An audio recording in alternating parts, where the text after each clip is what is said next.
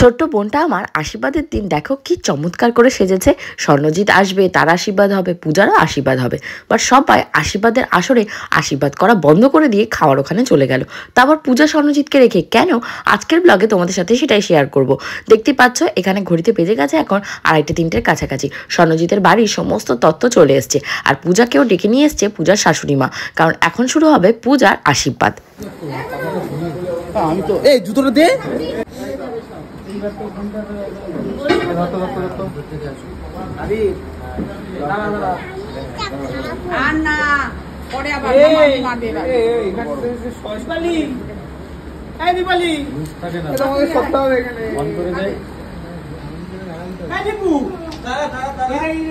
তুই এক জায়গায় বস না।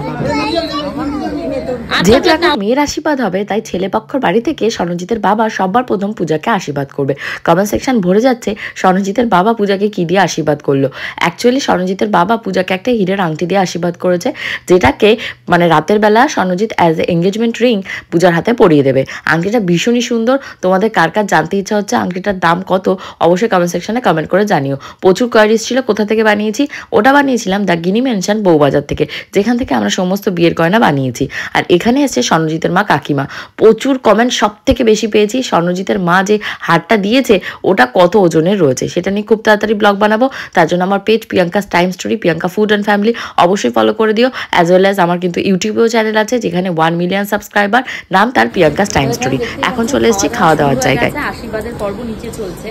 ওইখানটায় রয়েছে পাবদা মাছ, ধরলে এই শাড়ি পরে আর কোথাও যেতে পারবো না। ওখানে রয়েছে মাটন, ওটা মাটন না, ওটা মাটন। আর এখানটা মাটনে মশলা কষানো হচ্ছে।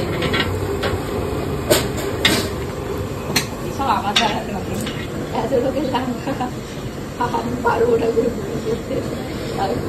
এই আমি নষ্ট করছি না, আমি একটু জাস্ট ভিডিও বানানোর জন্য।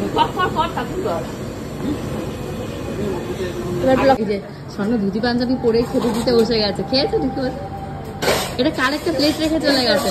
এদের সাথে আমাকে এখন আলাপ করালো না, আমি ভিডিওতে আলাপ বললি আমি তো জানি না।